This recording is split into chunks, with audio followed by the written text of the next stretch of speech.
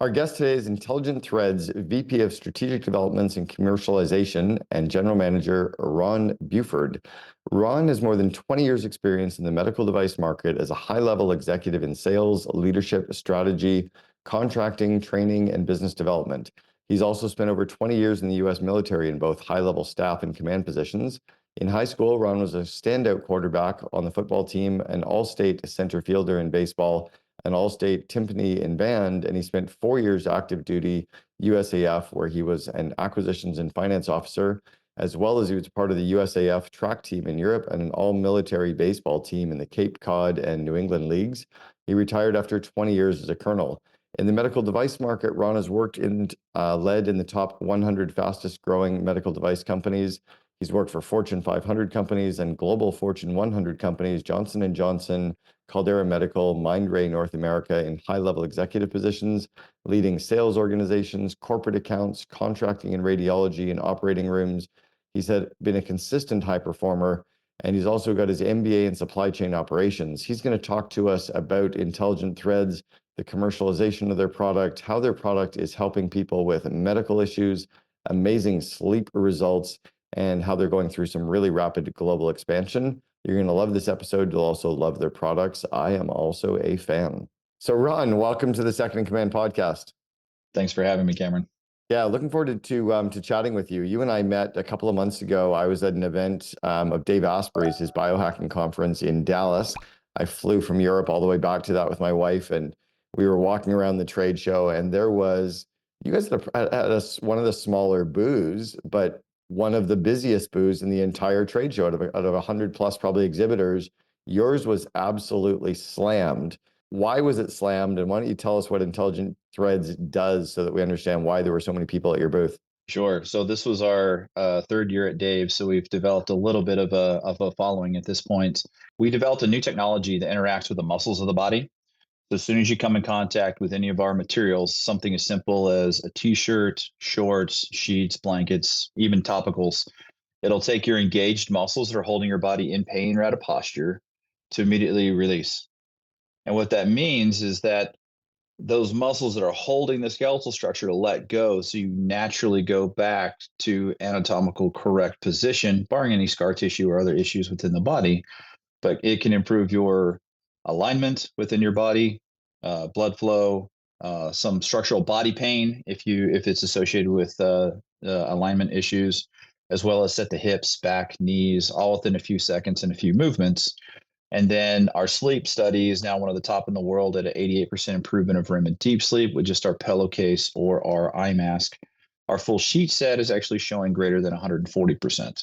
Imagine for biohackers, that's kind of the foundational elements of getting everything right in the body so then they could then progress in the different areas they want to look into.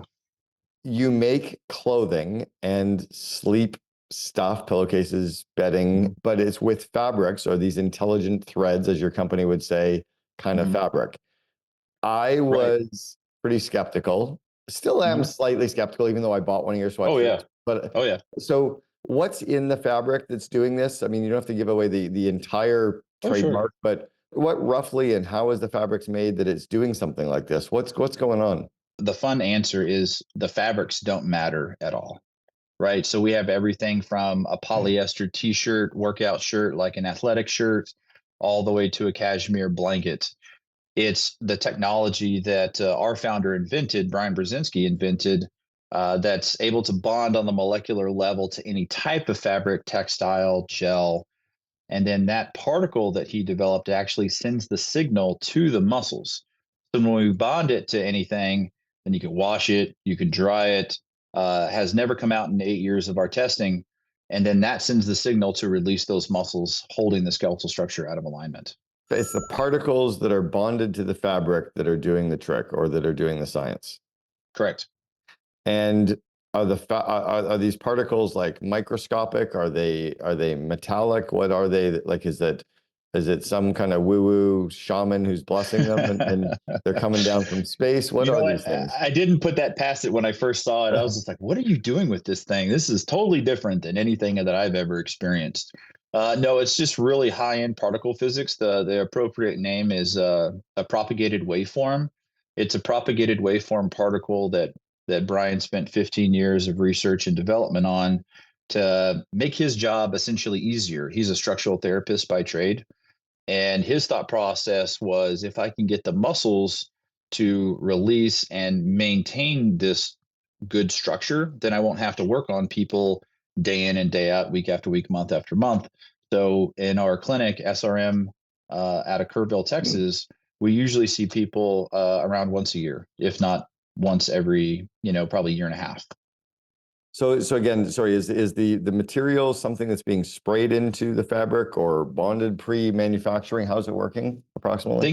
Think about more of a machine that we put down a conveyor belt. We put our products down a conveyor belt. The machine then, Okay. I would say, laser encodes our technology onto the fabric itself.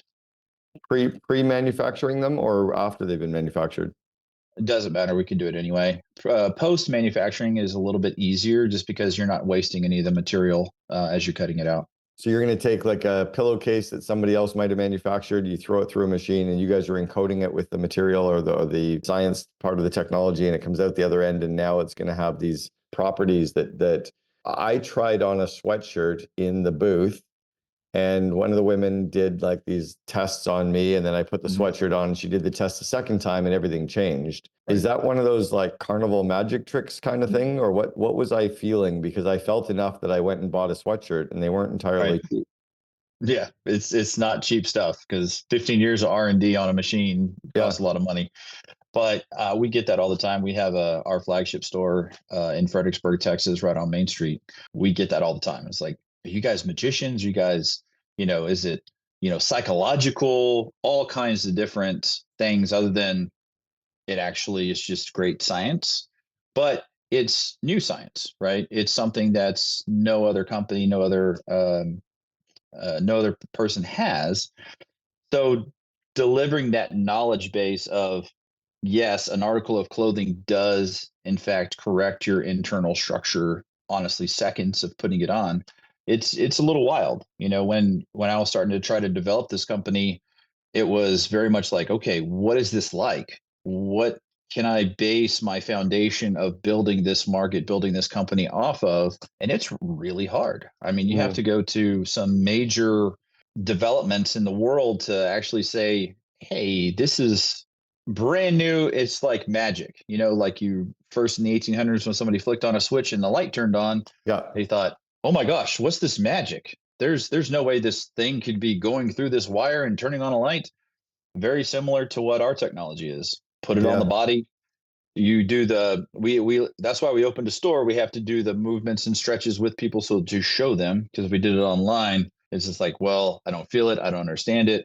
So the more we can talk, build the bridge of understanding what this technology is, feel for yourself, try it for yourself, the more that we can then progress. Yeah, it's like there's no way planes can fly and there's no way Wi-Fi can work either, right? That's got to be a trick too. So it makes sense. This is a science thing that we're just not used to yet. Now, you mentioned to me before we went live that you've done some testing with about 30,000 people.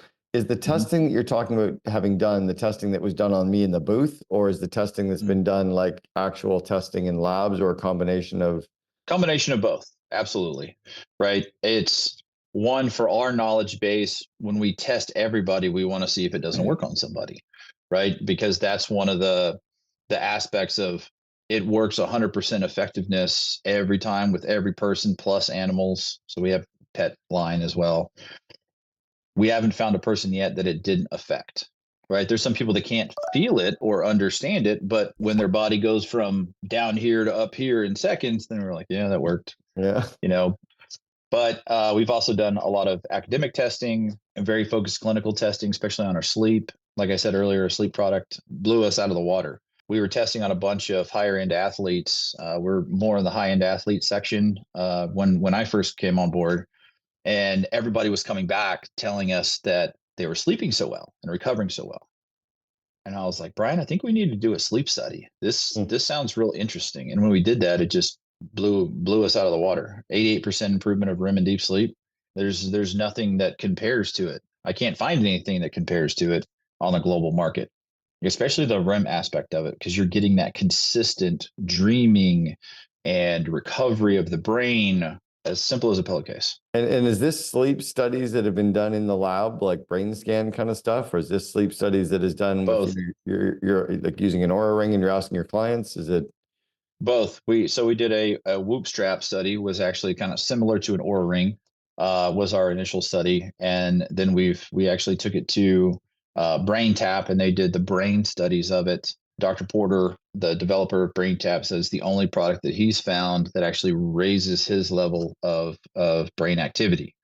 Only thing that made a consistent impact, I think he said around 30% increase in his brain activity. And then we did another one with there's an AI mirror that is the only FDA approved instant HRV. So you stand in front of the mirror, gives you an instant HRV.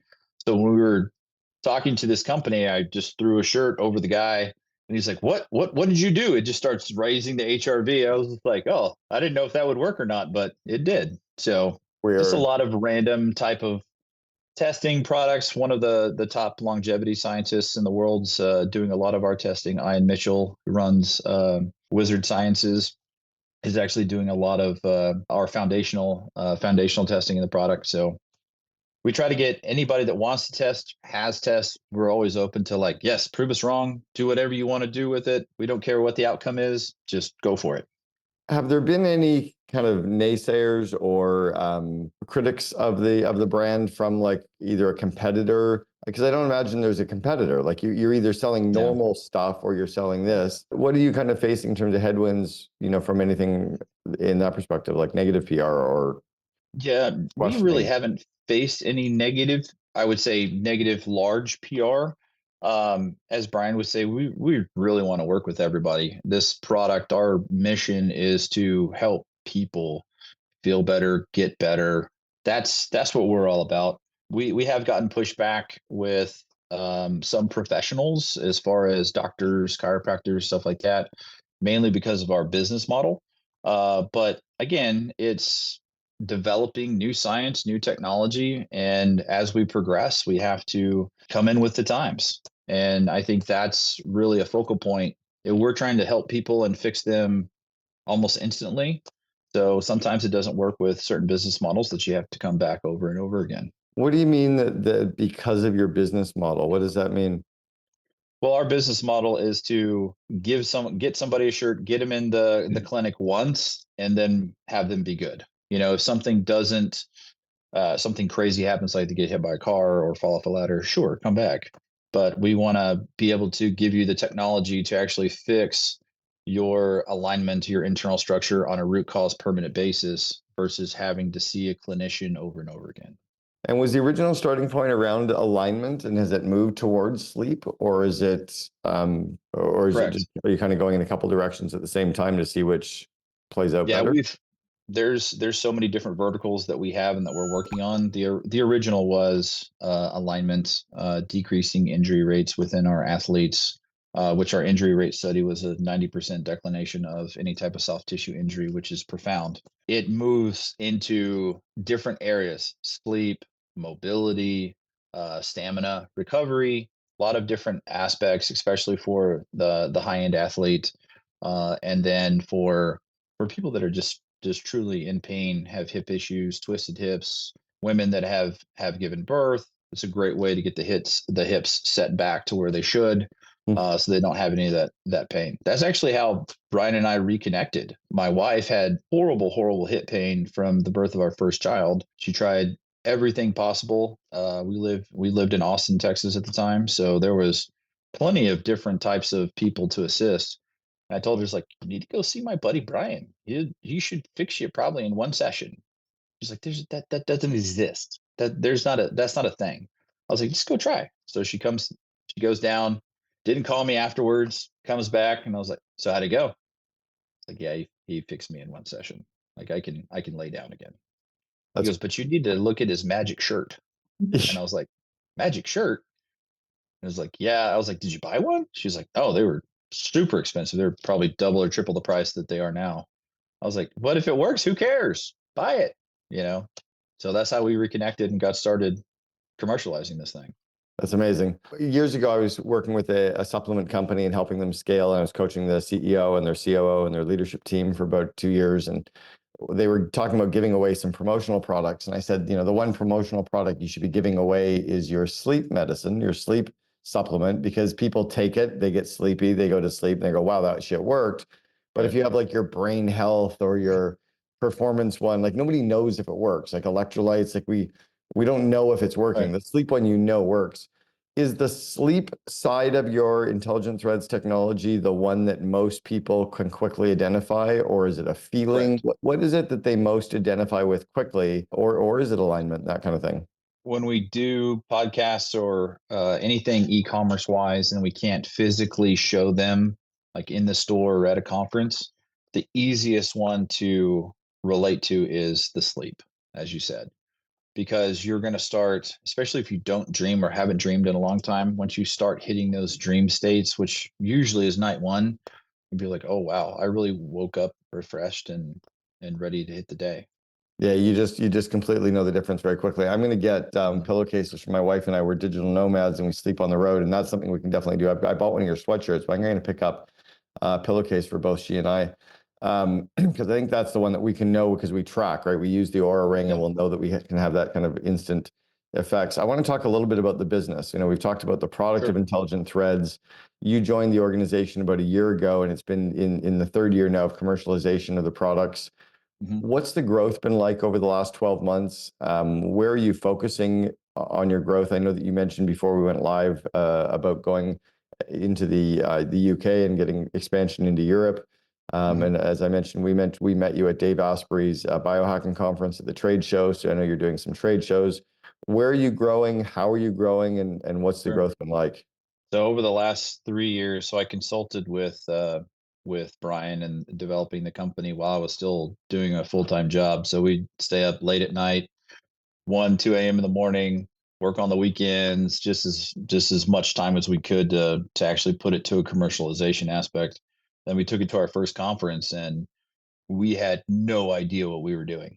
It was we got a table, we had a massage table out there, we had bins in the back. Our POS system didn't work. I had to type in all the credit card numbers, but it was a great experience. We wanted to do X amount of dollars, and we tripled what our expectations were. And we're like, oh, like this is commercially viable. It's not just a clinic based product. And so that was 2022. We did 4 conferences that year. 2023, we kind of went full time doing conferences, all that stuff. And we thought, what was like a conference full time? What can we do that's day in and day out showing people, doing the push and mobility test. So we opened our first store. That was in March of this year in Fredericksburg, Texas. It really has you get all kinds. You get like, oh my gosh, this is the greatest thing ever, to do you have pins on your fingers making me feel different? I mean, it's like pins on my fingers, it's Yeah. wild, right? And now that we have the store, we have a lot of wholesale clients around the nation. Um, and we're actually starting OEM. So our version of OEM is we have different clients that will send us their products, and then we will put it through their machine, and then they sell it on their end. So that's a big vertical for us, revenue vertical for us. Really expand on once they believe it, then they can grab it, put it in their product lines, and sell it on their own. Is it a patented technology? Trade? What's the terminology? Patent, trademark? That, and how do you prevent somebody from coming in and Sure, gutting kind of intelligent threads or intelligent sure. material? Like what's the rip-off version? I honestly don't know how you could rip it off. Brian's the brilliant scientist behind all of this. I'm a supply chain and finance geek, so the science just goes right over my head. But he went to several high end patent attorneys, and I had several friends that were patent attorneys as well. All of us told us not to patent it because that those equations, that information would be then public, and we'd only have the patent for a certain amount of time. It's deemed as a trade secret, and it would be very difficult to replicate. I mean, at my knowledge base, there's no way to actually replicate it. You could maybe find something close, but Brian's always really good at understanding the high end science behind it. And is this the kind of like, is it kind of like Colonel Sanders with his 37 secret spices or whatever it was? Is that the, Basically. yeah, it makes sense. All right. Yep. So the growth was trade shows. You're doing some OEM, you're doing some wholesale, you're opening up retail. What do you think the big growth is going to be then over the next 3 years for you? I think replicating what we're doing here in Europe over the next 3 years is going to be our big growth model, as well as getting other companies, sports teams on board with the OEM side and having their own line of intelligent products. And what would those, can you talk about what those would be, or would it again be just streamlining what's working in North America then? Sure. Yeah. So, example, we signed with one of the largest sports complex in Texas this past month of doing all of their uniforms. So they'll sending all of their uniforms down to us. We treat them with our technology, and then their athletes, roughly 20 to 30,000 of them, then get to wear our technology in their uniforms, their practice gear, so on and so forth. A dollar per item kind of thing, or okay, Something like that. Yeah. something like that. Okay. Where's the challenge been? I mean, you've been there for a year now. Has the challenge been growth? Are you scaling the team? Is it marketing? Is it fulfillment? Where are some of the challenges that you're bumping into as an organization, and what are you doing to solve them? I think our number one challenge is still the understanding of the technology, finding the different ways to market, whether it be radio spots from somebody that understands us, loves us, or podcasts like with people like yourself, different magazine articles, starting. We're, I would say, not great in social media, but we have social media platforms. Both of us are, in our 40s and didn't really grow with social media. So that's a harder one for us to manage. But really that knowledge bridge of what the technology is, does, and people believing what they're telling us, what we're telling them. There's so many different products out there that are just don't work or more fluff. And ours is extremely beneficial to the body, and we just want people to know that it does work, and it's a huge quality of life difference for the individual. As far as I would say personnel, we spend a lot of time with our employees, with training, with development, uh, making sure that they have the right standard operating procedures. That's what I've been doing the last few months. Is here's how we ship, here's how we order inventory, here's the inventory process, making sure that we're very process oriented, even in our sales process, from somebody entering the door to checking out. We're very specific in how we introduce the technology, demonstrate, doing the push and mobility test, walk them through all the different aspects of our product line, which now we're sitting at 241 SKUs, somewhere around there. So really, that first step into, okay, what do I get?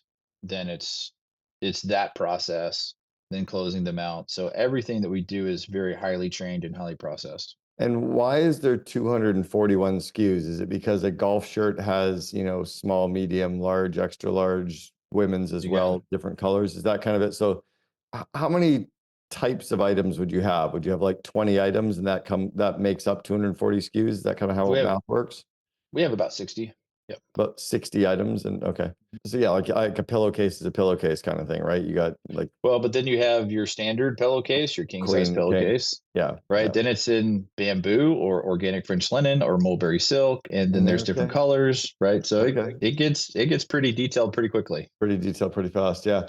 How do you say no? How do you decide what SKUs to say no to and what SKUs to double down on? Always go back to data. What's selling well, what are people asking for in the stores and the conventions. We know we have very detailed analytics showing us what products sell well, what's consistent. They're on bar charts, they're on graphs. So when we do our product reviews, we take that data and say, do we need another color? Do we need another size? Shirts for us are our best seller. So we have our athletic t-shirt, which is our relaxer, which is a poly based. We have our 100% cotton, as well as camisoles and some other items for women. There's a modal spandex cotton blend. There's a mulberry silk blend, right? So actually, it's not a blend; it's pure mulberry silk. But it's just a matter of seeing that data. Where does it go towards? What are we seeing? And if we're getting a lot of requests, we got a lot of requests for long sleeve t-shirts. So long sleeve t-shirts is on our list of development. Some higher end items like alpaca cardigans, gloves, stuff like that. So we just have to. I run a spreadsheet that has about 100 different items on there, ranging from a navy blue cotton t-shirt to a vacuna blanket. Lots of different areas for us to progress into. Incredible. Yeah. And is it all direct to consumer, or are you doing anything via Amazon? My guess is you're going all direct to consumer. Direct to consumer, wholesale, or OEM. Yes, sir. And you're staying away from Amazon because there's no need to be. Like, there's no competitor on this stuff. And your price point would almost hurt you on Amazon because, people would start shopping a pillowcase against a pillowcase. Is that kind of why you're going direct to consumer then? Correct. It's I would say the benefit to Amazon would be shipping costs. Being able to deliver something day one versus 3 days. But again, we're a higher end item, and you don't see a lot of higher end items on Amazon. Plus, the margins that they take are a little bit more than we're ready to spend. Yeah, it makes sense. All Yeah. right. So you yourself then, how do you stay focused? I mean, you've got a lot of opportunities for distraction in terms of what you could be focusing on day to day with the business. How do you decide where to allocate your time and how much time to allocate? Each day of the week is allocated to different sections of the business. Example, Monday is really focused on inventory for both the store and the clinic, any type of products that we need to align with and then order. And then Tuesday, focusing on new products. Is there anything that we want to bring in? Is there anything that we need to change? Every month, we do detailed analytics of all of our numbers to make sure that one, we're getting what we need out of each product, what we're getting out of each vertical, and then doing an alignment with Brian and myself with our senior leadership team to make sure that we're tracking marketing the right way. People are coming in at a good pace within the stores. A lot of different aspects. If you could see my desk, I don't have a lot of post-it notes, but I have all these dry erase boards with all the notes from operations, samples, new products, hot list, marketing events, OEM deals, conference, and developing. And that's how we keep ourselves focused. Yeah, it's interesting. I kind of think back to our days at 1-800-GOT-JUNK. And when I was first starting, I remember drawing an org chart for the company. And the Mhm. CEO, Brian's like, wait, you can't hire all those people. I'm like, no, I'm not planning to hire them all right now. I'm just thinking about all the business Yep. areas.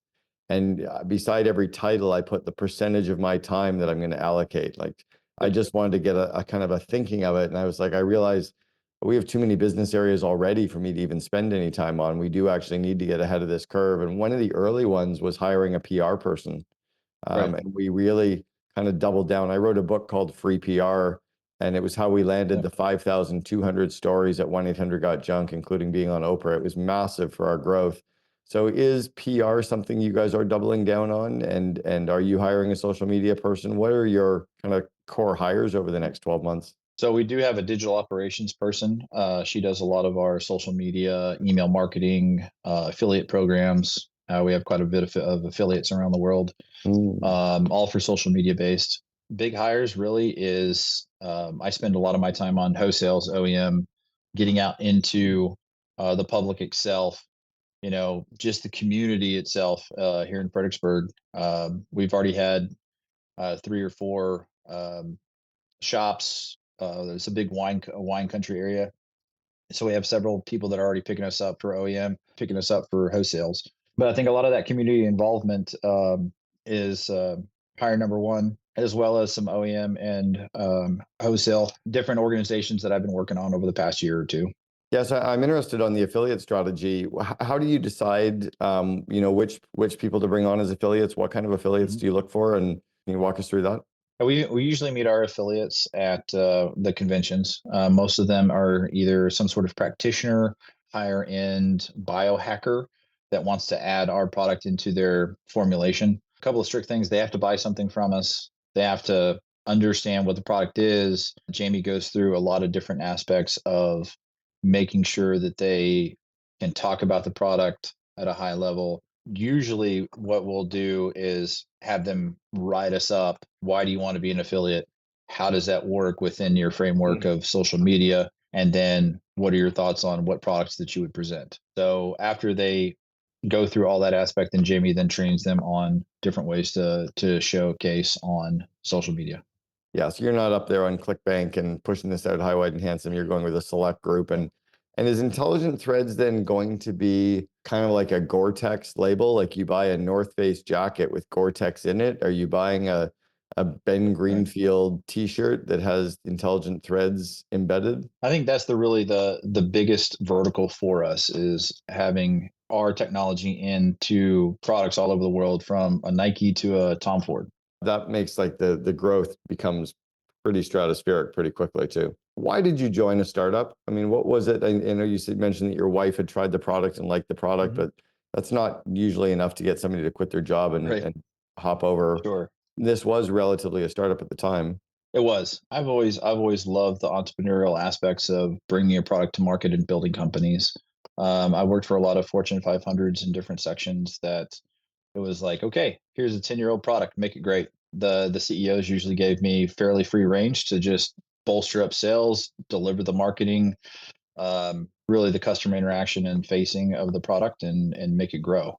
And I love that challenge aspect of it. I've known Brian for 20 plus years now. I think we met in 2000 when we were at college at Baylor, and he fixed my foot after a track meet that I'd strained my foot, and he goes, "I can fix it." And this is a random guy fixed my foot, and instead of being out for the season, I was back the next day at practice. So he had me pretty, he would say, perfect as far as alignment goes. And then I got in a really bad car accident my senior year, and pretty much destroyed my entire body. And if I didn't have a single broken bone, torn ligament, nothing, because of him. So at least in my view, it was because of him. Because when you're up here and you take a hit, then I was down here when I saw him again. But if you're here and take a hit, you don't survive. Yeah. So he's put me back together so many times, and we've been really good friends for decades. And when I saw him, I was like, "Do you need any business help with this?" He's like, let me think about it. And about a month later, he was like, "Yeah, yeah, let's work on this." And it was funny because it was right when COVID happened, is when he brought me on board. And I was like, "Well, I have a lot of time because our company just went under, and we went from having 10 million sales a month to zero." I was in the medical device area at that point in time. So when they did all non-essential surgeries or cut from the hospital, we pretty much lost the company. I mean, they didn't lose it, but they pretty much let Sure. go every higher end person in the company to actually weather the storm, so to speak. But then Yeah. we had a lot of time. We had a lot of time to spend and develop while I was looking for a new job, and just kept on beating the horse to make it work, and we did. Similar to how things happened for me with 1-800 Got Junk. I told Brian I would never work for him, but I would coach him for a few months, and then 6.5 years later, we were wrapping Yep. things up. Can you walk us through your growth as a leader? How have you had to adapt Sure. and change? You're working in medical sales, and now you're really leading a business as the VP of Strategic Development and General Mhm. Manager. How have you Mhm. had to adapt as a leader? I spent a little over 20 years in the military. So I was a wing commander, had a little over 10,000 people under my command, ran special forces, special operations, search and rescue, as well as my last job was the head of HR for the state of Texas. So it was really interesting, taking that career, all that leadership learning, all that education, a lot of strategy, a lot of tactics, especially in the war fighting scenario. And then the 20 years with Johnson and Johnson, Mindray USA, a lot of major Fortune 500s in the medical device space, and then taking it down to, we really have to build the foundation of a small business. And it was, Brian developed this phenomenal product and was selling it out of his clinic. And I was like, we have to build the foundation, the understanding of what it is, bringing it to people, really focusing in on the little bitty things to build this huge platform that we can then build it and rise.